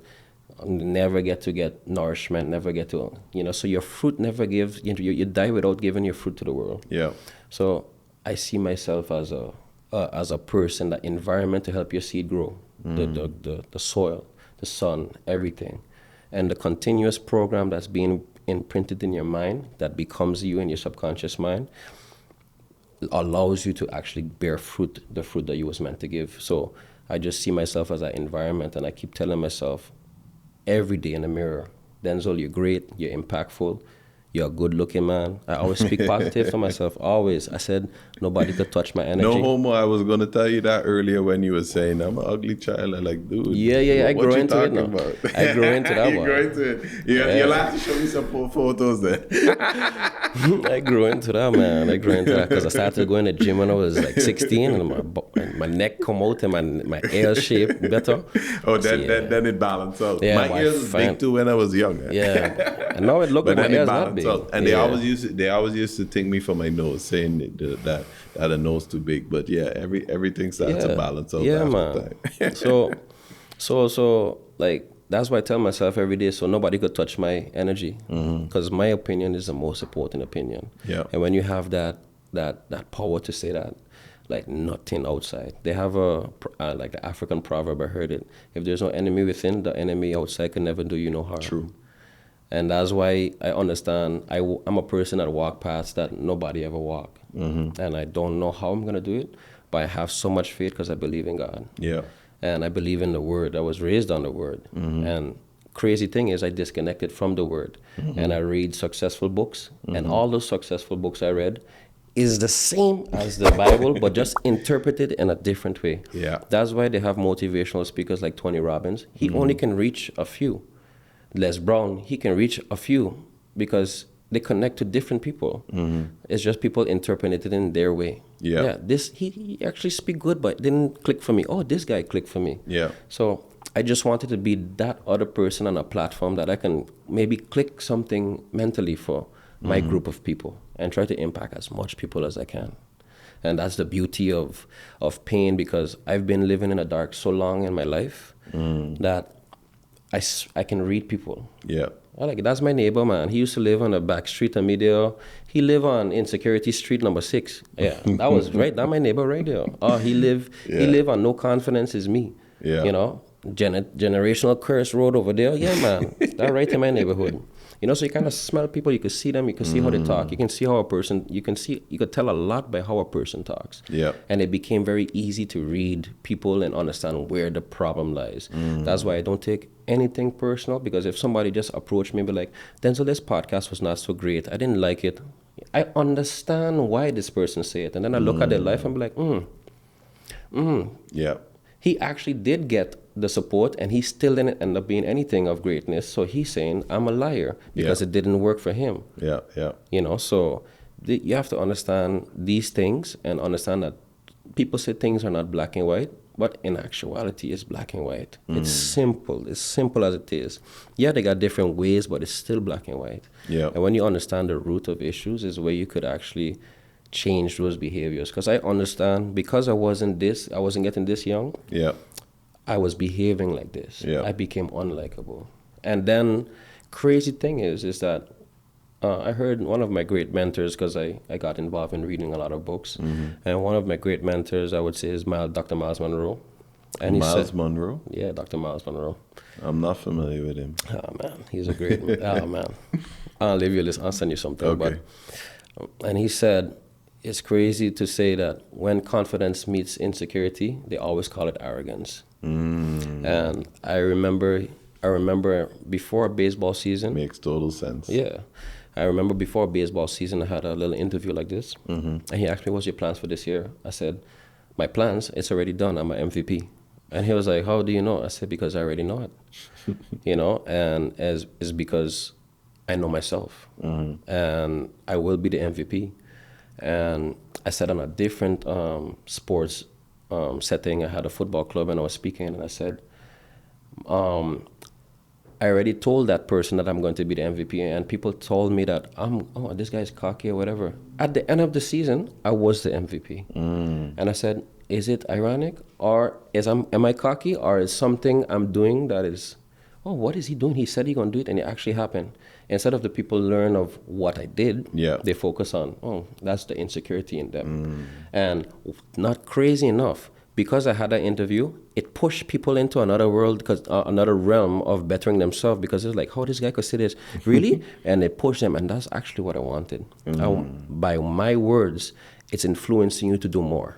Yeah. And that was the beauty of actually it, and understand the principle of, as a man thinketh in his heart, so is he. It's in the Bible. And when I understood that in Hebrew it's not heart in your chest, it means your lower mind.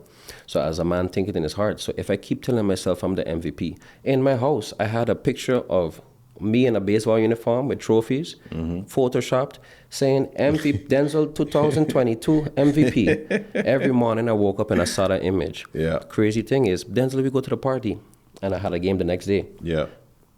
Easy decision. I said, yeah. Oh, wait, hold on. Bye, bro. I can't come now because I got sleep. Because if I don't sleep good, I'm not gonna perform my best. And if I don't perform my best, I don't give my best opportunity to be MVP. So your principles are. You started to be really, really guided, really strict, really, yeah. Because you create an environment for success. Because in my house, I see success. I see things that remind me who I am, and remind me who I want to be. And essentially, also a lot of the principles that were taught by your parents, just in a different form, yes, correct, are coming back. Yes, but I didn't believe my mom when she tell me, Denzel, you my black boy. Because I used to say, Mommy, black and all the type of things. She's like, Denzel, you my beautiful black boy. And I was like, oh, beautiful. And she tell me, you going to be great. My mom told me she saw me in lights. She had a dream and people was interviewing them in lights. And Denzel, because of Denzel, he was in lights or something. He was doing something of greatness. And the crazy thing is, I know I have greatness in me, but because of my environment, it was hard to see. And that's why Miles Monroe said, he said, sight is the ability to see things as they are, but vision is the capacity to see things how they can be. So when I heard that, I was like, wow. Because of my conditioning of my environment, even going on a field, people think low. Yeah. People still think we go away, we lose. Yeah. That's a mentality.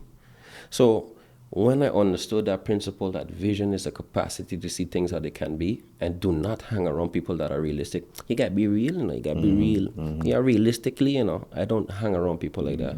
Another word for pessimistic. Exactly. I'm an optimist. Every situation I have, I think that I can do it. Even if it's 20% chance, I still think of it, I can do it. Yeah. So that's how I continuously push myself and understand more of the mind, and understand that we are human beings. Our body is made up of water, and what we say matters. That's why I said there's power in the tongue. You can bless yourself or you can curse yourself. The water can hold memories. Exactly. So the more that you speak positive into it, it remembers the positive. The more you speak negative into it, it remembers the negative, and that carries on with you every day.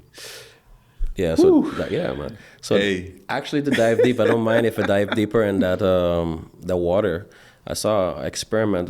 Some Chinese guy, he did an experiment on frozen water, and he just put. Seen that one. Yeah, he just put a sticker on one frozen water. On cup he put love, happiness, and etc.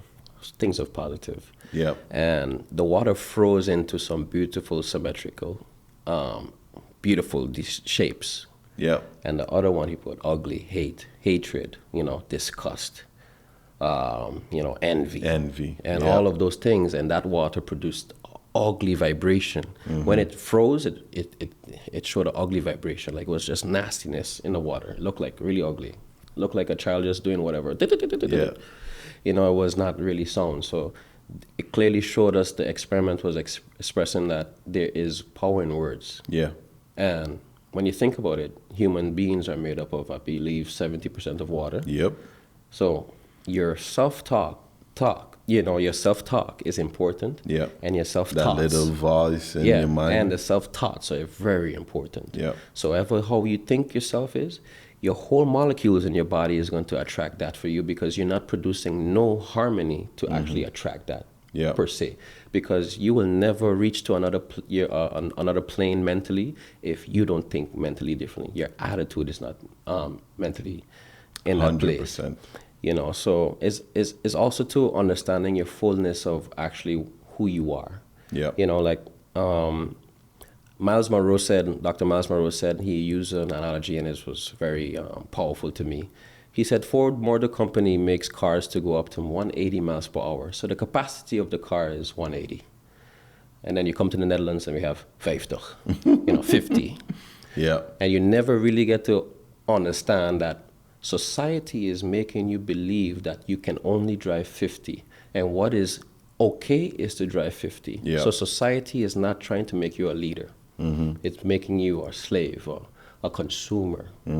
Therefore, you never get to experience The full potential. full potential of what the car can actually push. Yeah. And when I heard that, I was like, wow. And then he also said, when you decide to break the speed limit, Go beyond 50. beyond 50, Beyond that's society's norms. Yeah, that's when people are going to come out the woodworks and your enemies are going to come and try to pull you down. They're like, who you think you are? And et cetera, et cetera.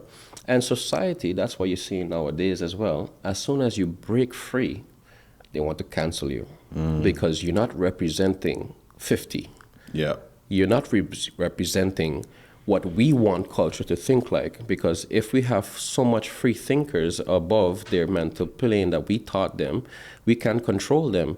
And if I have less control, there's no profit in that. You know, so you always have to make sure that you're above the game and understand the game. Understand the market for what it is, so that you can compete to the level that you're supposed to compete. And understand that there's no feelings in business. Yeah. If you put your feelings and your morals in front, my heart says this. There's no heart in business. I had to learn that the hard way. Yeah. You know, you could do right by people, but people insecurities, people own preferences and their desires are over your feelings, even though you're a good man, good woman. Yep. That's why they said nice guys finish last. And those good things that you do, they aren't always reciprocated. Exactly. So it's very important that you develop yourself. But I still would say it doesn't. You can still do those good things, but you should know. There's balance. Yeah, exactly. There's balance. You cannot be your full self, but you can understand to get into the market. The market does not operate in morals and values. It operates in a different kind of thing. Profits so you're trying losses. So sometimes you have to go a certain way so that you can actually be in a position to actually finally make that impact. So you have to suck it up a little bit to actually make the impact when you're in a place of influence. So that's the most profoundness, I would say, to make sure you develop yourself mentally so that you could approach these things quite easily. Like, I would say one thing. A person asked me, I had a rough time, and, life is lifing, and, using these dumb terms. I don't like it. But people tell me, oh, you come from St. Martin, and you come in this weather, the weather sucks and everything. Oh, yeah. And they say, you can't believe it all the time. But I use this analogy, and it's crazy to think. I said, you came to the Netherlands to this weather? Yeah, I knew it was cold. You know what I did? I bought a jacket. I knew it rains, so I bought a raincoat. Yeah. I knew it rains extra, so I bought an umbrella. Yeah. What is your excuse you're looking for? And when you use that with your mind, same thing, the same thing. It rains, so you have to protect yourself mentally. Yeah. And your mental preparation is, for example, like that equipment. I bought a raincoat so I can stand the rain. I bought an umbrella so I don't get as wet. Yeah. And if you strengthen your mind around that principle of continuously getting equipment for the environment, you can actually overcome any circumstance, negative circumstance. You can handle COVID. I handled COVID righteously. I made more money in COVID than I made in normal when everything was operating at its norm. Yeah. I made more money because I was calm. With the fitness training. Yeah, for example, I was calm, collected, and ideas came to me. I was in control of my mind. I understand what I needed to do, take a deep breath, strengthen myself, and ideas came to me and flowed. And people that was doing personal training longer than me was asking me for advice, and I'm younger than them, 10 years younger than them. Denzel, how you do this? And it's clearly showing that if you do not know how to handle yourself, handle tough times will handle you. True. So I continuously upgrade my way of thinking. And I'm grateful for all the challenges in my life. My mom and dad passed away. And my dad passed away before baseball season. And I dedicated that season to him. And at the end of the year, I was the best hitter and MVP that year. I cried. But I used something that my father and my mom worked really hard. So I did not want to disappoint them. Yeah. So I did not want to go to train much, but I injected something in my mind of shame. I would feel ashamed if I waste my mother's money. I would feel ashamed that my dad, all my hours my dad worked hard for would go to waste. So that forced me, Denzel, if you don't go to practice today, even if you're feeling sad, nobody cares. Nobody cares. Your father wants the best for you, and he did not waste that time for you to sit on home and watch TV and feel sorry for yourself for months and everything. There's no time for that. And I basically said, Denzel, if you don't go to work, you're embarrassing your parents. And that shame of like me disappointing forced me to work. And I changed. Yes, I gave room to cry and let it go. But you didn't have no zin, like in the Netherlands. You have geen zin. I didn't have the energy to continue and find passion in it anymore. But I got the job done anyway. And that's discipline. When was this? This was 3 years ago, I believe. 3 or 4 years ago that my father passed away. Okay, so your mom passed away before. Yeah, she passed away before I came here. So they died almost 2 years apart. Oh, wow. So back to back. So my mom died, and I came to the Netherlands, and then a year and a half later, my dad died. So I experienced that then, and I see how strong I am, and I can keep moving no matter the condition. Loss of a parent, lose a job. How do I come back from that? How do I get my mental state in a place that I can compete? How do I keep going? Because there's no mommy and daddy anymore. I have to pay my bills here. How do I get that help and keep pushing? I don't speak Dutch. How do I compete in a market that is of this? And I'm black too. So how can I compete? People think that it doesn't have a factor. It has a factor. But you need to work harder. Yeah. You need to work harder and be smarter. And that's why I said, if you continue to make yourself a person of value, there's always opportunities for you. And that's why I'm grateful for this opportunity to be here. Crazy thing, I was telling your colleague, Claire, I was talking to her and I said, before here, and I was like, the crazy thing is, I was talking to a friend and I said, I'm going to buy this podcast set and I'm going to set this room up and this is going to be a podcast set. I'm going to make sure snippets of small motivational things to help people, in a different way. Yeah. The next day you send me a message on, hey, would I invite you to the podcast? And I was talking about spreading the word, and now I have an opportunity to spread some words on that too. So. You are getting goosebumps, but I can't remember specifically what clicked, because we already said that we weren't recording anymore for the year. And then something flashed by on Instagram, and I saw you, and then I was like, because I seen some stuff of yours flash by already over the past year or two, and then I was like, shit, man, this dude doing some really interesting things, I feel I need to do this one last show this year. Let me just reach out. Yeah. And she already told me, like, you sure you want to do another one? And I was like, I don't know, I just feel so. And then you responded immediately. Yeah, man. It felt like yeah, let's do it. We was on that plane of, it's crazy that we was on that, was on that frequency. Because you know what you want. It connected. And I guarantee you the same thing I want is what you want. The impact and what you're doing is, having a platform to share the messages. The same thing that I'm obsessed about is finding the root issues of what makes a person move. And I find that very interesting. So you have people here that express their inner ways of what made me push this hard, and crazy thing is I was on that plane of trying to impact people, and B was on that plane of impacting people, and we came in contact, and I was like, wow, that's crazy how it works, huh? Yeah, man, it's crazy how it works, man. It's crazy. So the Lord works in mysterious ways. Definitely. So crazy thing is this is an opportunity also for me to like practice. Yeah. We think like, oh, this is this and that and this and that. No, but every opportunity I get to talk, I'm crafting my gift. Because motivational speaking is one of my passions. Speaking on stage is one of my passions. I do workshops as well.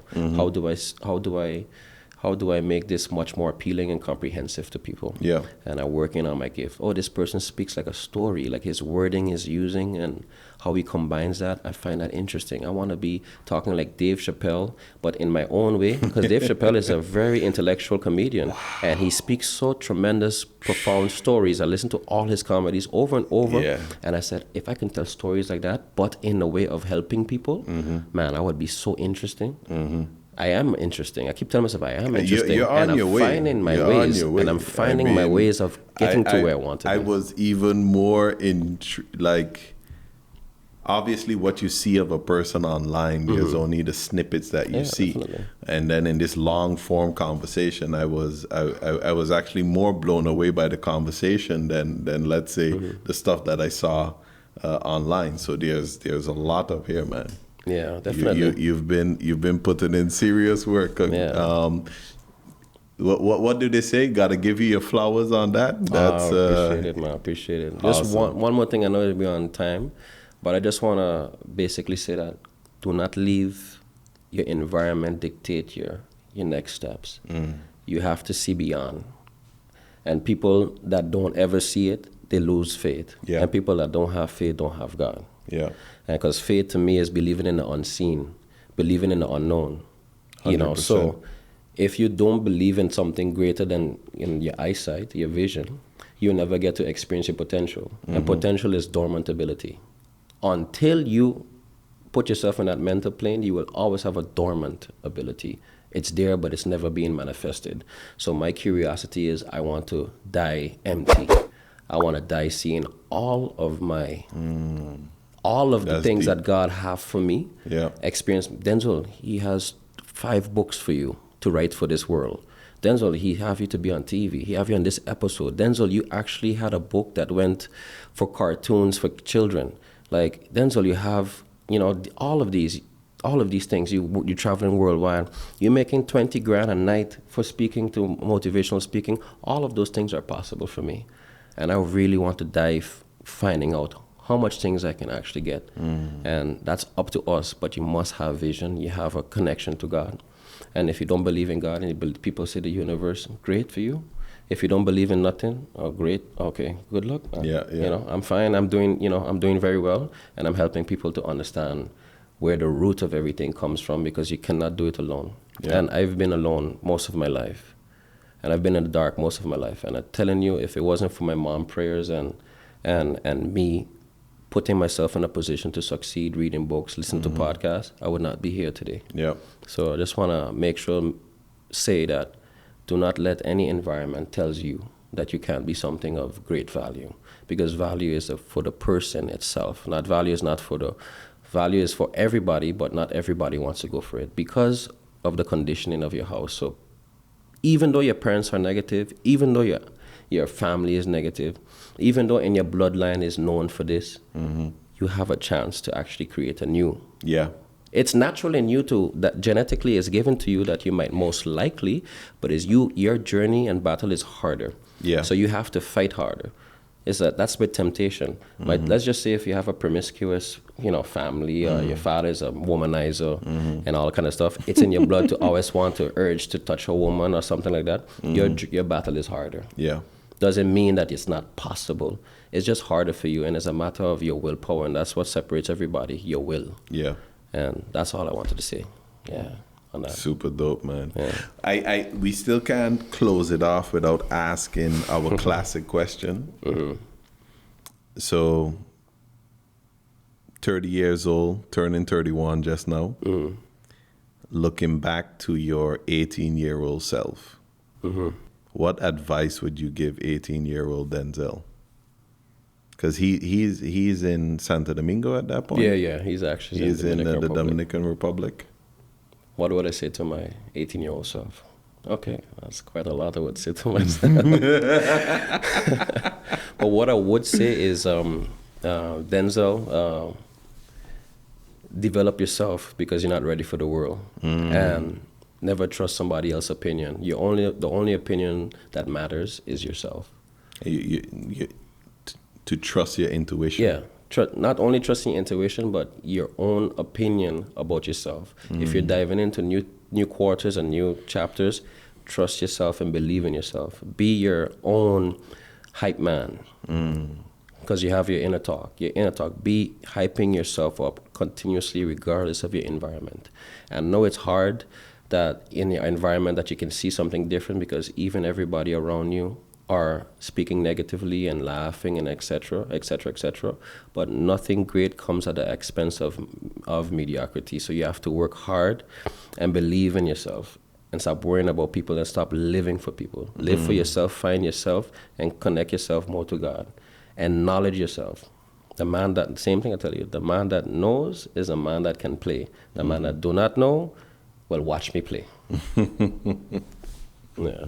That's why they have spectators and they got people. Why you think people spend so much money on basketball games? It's because they are in awe of those people's consistency and discipline to put themselves in that stressful position to compete at that level. Yeah. And some people are just inspired by their discipline. Yeah. And they're like, wow, that's LeBron James. Wow, he trained every day. Wow. You know, they're inspired by that. So there's either you're going to be a person that is inspired or be a person of inspiration. It's a choice. Yeah. And that's up to you, Denzel. Yeah. Man, these words are hitting hard, and they're very well articulated, sir. Oh, thank you. I do my best. Any last words or thoughts on the future plans? You mentioned podcast. Yeah. You just actually went through a whole dream scenario of writing books, et cetera, et cetera. Oh, that's so let's maybe then talk about the close future, not necessarily the distant future, but the close future. Anything that you want to share? Yeah. Well, for me, I believe in my path is going to be partnering with a company and helping people on the mental health aspect. For example, I understand how the mind works, so I can help anyone. For example, fertility. I had a person that was getting pregnant and wanted to get a child and didn't have the mind for it. And the principles are the same. So injecting the program of self-belief, self-love, and changing the self-talk is preparing the best outcome chance for conception. Same principles aligns with any business. I help people clean up their minds so that they can actually perform at their best.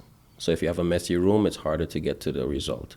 If you have a clean room, you work more smarter, efficiently, and et cetera, et cetera. So my plan is to partner with a company. I even dive into things that don't have nothing to do with me, like let's say fertility. Partner with a company to help people have a positive mindset and belief system about themselves and find a new you.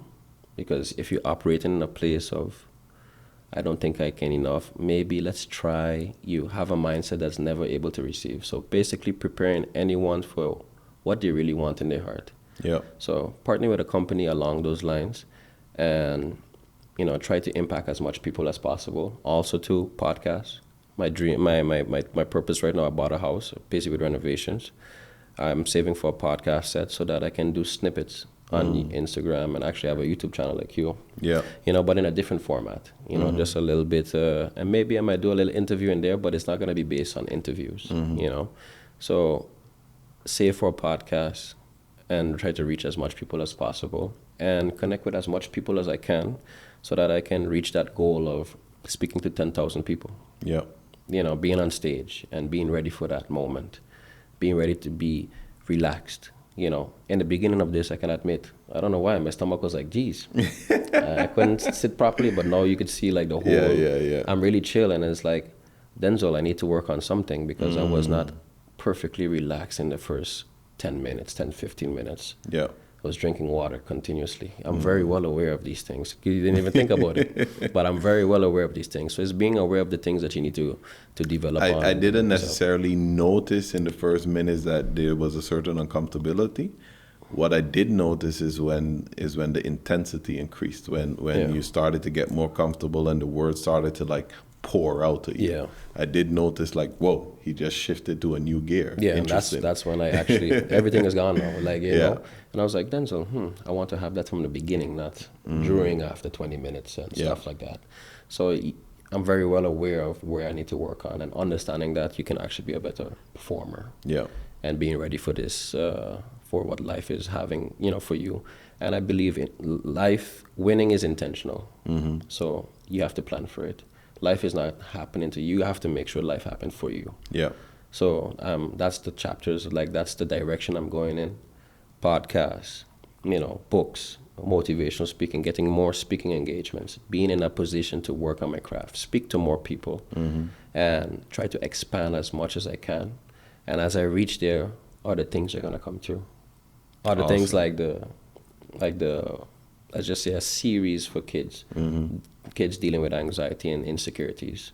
I have a book that I'm basically writing, and it's called Perspective Change, and it's basically for teenagers. I have it written down, but I haven't finished it as yet. Yep. And it's for basically giving a child a different perspective in any case scenario. You're like a girl, you don't have confidence. How do I approach it? How can I see it? You have a different perspective. So it's basically a book on stories on how you can actually see a different way out. And I find that's very impactful and very useful in this day and age when we're dominated by social media and TikTok is grabbing your attention and you're being lost. And the kids nowadays are dealing with way higher levels of anxiety because of all of this constant this constant feed of your value is based off your social media famous, and that's very sad. I was grateful to go outside and break parts of my body. Me too. So that's what be in the near future for me, and just continue to knowledge myself, read, and put myself in a position to win. Because winning, again, is a choice, it's an intent. And if you choose to just relax, you will never compete with me. Yeah. That's why I said I'm the MVP, because nobody gonna work as hard as me. So you gotta have that mentality and understanding, and anything is possible for you. Yeah. That's what I believe, truly in my heart. Dope, man. Yeah, man. Mr. Denzel Richardson, thank you very, very much for coming all the way down in the south here in Eindje. And is it Eindje, And I'm thoroughly impressed, and I say that with all the genuineness in my heart. Like I know it was going to be an interesting conversation, because otherwise then I wouldn't reach out. But it's the conversation kind of blew me away. Yeah, because there's quite some details in there that I obviously wasn't aware of. But then also the motivational speaking part, and then the way that you articulate and tell your story, and reference and make these connections back. It's impressive, man. Well, if you're saying that, then I'm happy, because it's a thing that I want. The impact. That's the impact I want, to be in that position that people can be like, "Yo, that was crazy, man." Like, that was, that did something to me. Like, it made me think differently, and that's what I'm happy. I have gratification when people are just like, "Yo, Denzel, that helped me be a better man. That helped me be a better woman." And all of those things is part of my journey. And I've been in the dark, so I just want to help as much people to be in the light as me. Yeah. And like I said, in a football club, I'm a beast, and my job is to make you a beast so we can have beast conversation, and beast conquer the world. Yeah. So that's what I kind of like, my message is to people. So you could develop yourself to be that person, so we can actually be on a level to work together. Yeah. So yeah. All right, then important. I think we're gonna have a couple more beast conversations. Yeah, man. So you're where can people find you? Oh, they can find me on my Instagram. I post a lot of content, fitness content, but soon I will be posting some podcasts, some small snippets on basically how to handle stress. In small 45 seconds, how I deal with stress, how they can do it. And hopefully that can channel people in the chat group to actually, ask for some sessions, etc., etc.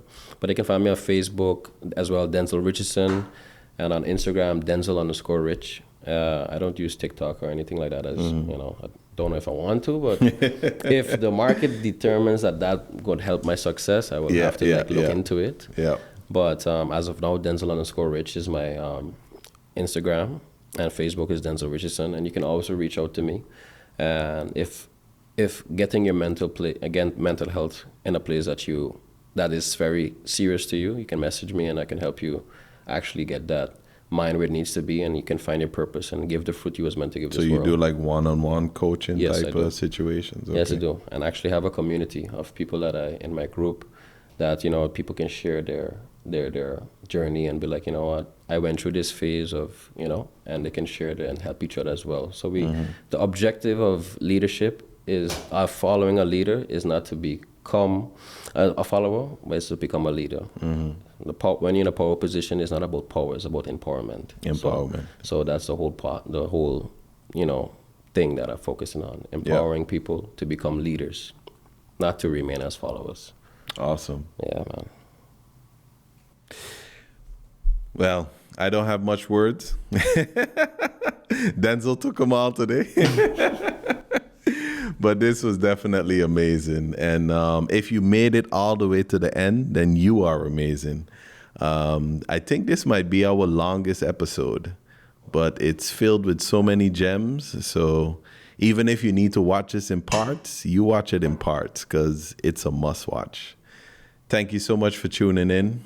Like, subscribe, comment. Let us know your thoughts. What were some of the best moments? What were some of the highlights for you? And share this with your friends. Share this with the world. We signing out. SunSide Kingdom Season 2. I think we're making this the finale. Bless.